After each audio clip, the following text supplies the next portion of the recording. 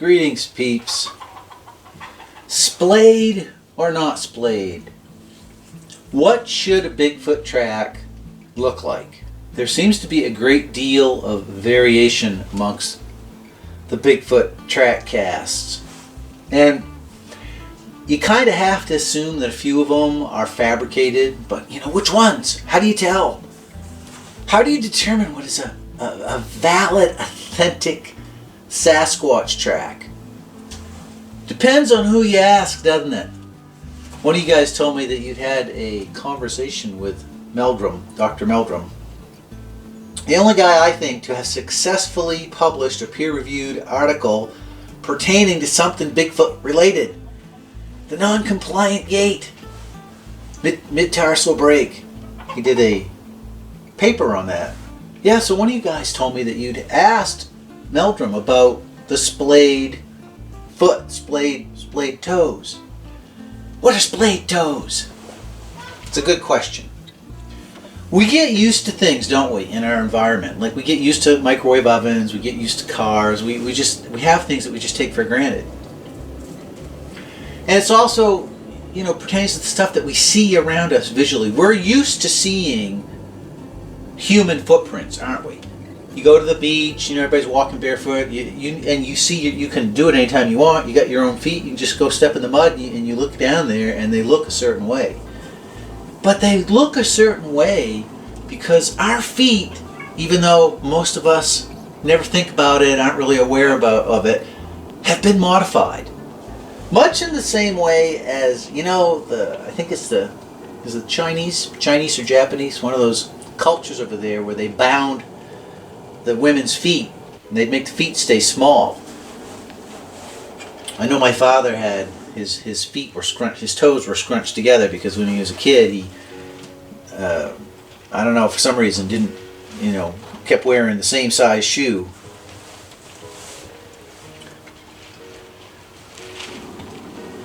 To a lesser extent, the same thing is true with us. We're not running around barefoot all the time. Maybe we do some earthing, walking around barefoot on the earth, walk around barefoot at the beach, in our house. But most likely, the majority of the time, our feet are in prison. They're locked in prison. They're bound. They're in shoes and boots of various degrees of fitting us correctly. Even if you fit it correctly, wouldn't you assume that your foot is going to develop differently in shoes as opposed if you were going barefoot? How can we tell? How would we know? Well, we can look at photographs people have taken of indigenous people, like Indians in the Amazon, that never wear shoes. And they have distinct feet. For the most part, they have splayed toes. Now, I found it interesting. One of the photos I found, the foot looked very similar to the track cast that Lady K and I got down east this summer. Ours was not that large.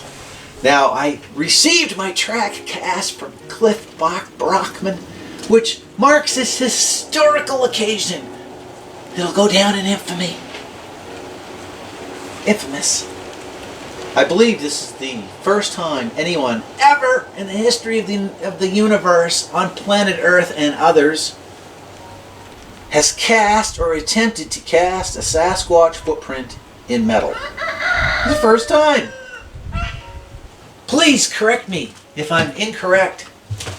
I know the MIT PhD Sasquatchers that frequent this channel are in the know, would know. They would know if someone else got this idea first, snatched it out from under me.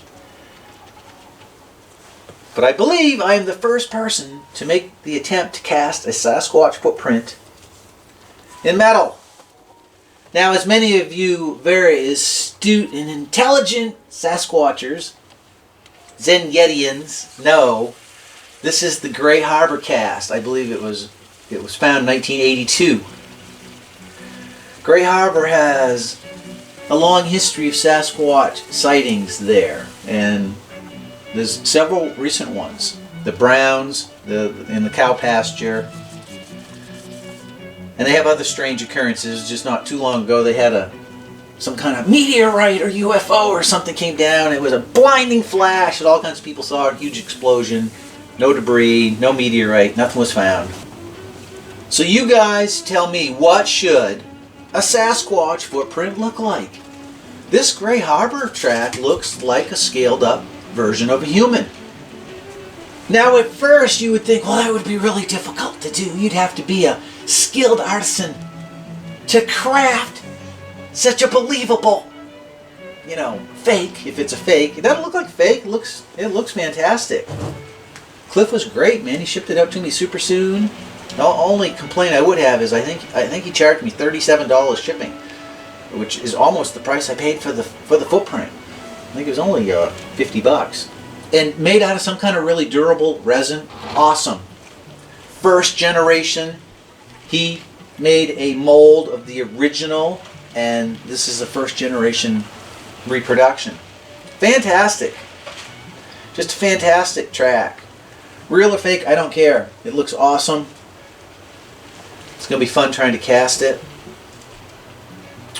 But if you look at the toes, they're not, splayed a lot. They're not spread out a lot. It kind of looks like a giant human footprint. I asked the question, is Sasquatch wearing shoes on board the UFO and he just takes them off and runs around here barefoot? Or is Sasquatch always going barefoot? Never has shoes. I've never heard of a report of Sasquatch wearing shoes. If they are wearing them, they're doing it in secret. Secret shoe-wearing Sasquatches that no one's ever heard of. In order for all of their tracks to appear to be like a human that has grown up wearing shoes. Why would Sasquatch's feet look like ours? Wouldn't Sasquatch's feet tend to look more like the people that are running around in the tropics barefoot and never wearing shoes? I'm just saying. What do you think? Ponder this. Apply your powers of mental perception, concentration to this puzzle. I don't think we really ask ourselves this question very often. We don't go, what should a Sasquatch track look like? Based on what we know of stuff, our life experiences, how we perceive this reality, how we've observed tracks in the sand, our own kind, humans leaving footprints around, are leaving our own tracks, looking at our own feet, and telling, well, we just put one up in the mirror, look right at it. We got them right there. They're attached to us. It's not difficult. What do our feet look like? Why do our feet look the way they look, right? We know if you don't wear shoes, your feet are not going to look like people that are wearing shoes.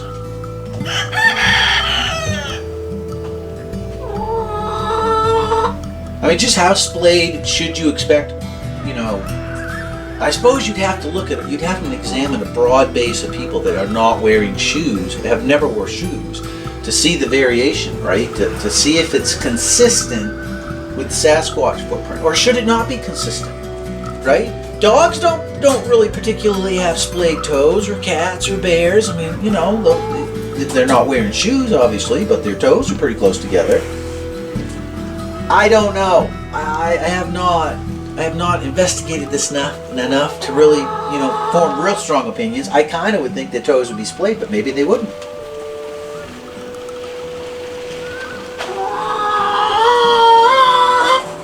What do you guys think? Arguments for or against splayed toes, or level of splayedness that we would expect to see in a Sasquatch track that would perhaps be an indicator of the, whether it's real or not, whether it's been fabricated. And mark this day down in the historic calendars of the first day, the first time a Sasquatch track, which looks legit, has been cast in metal.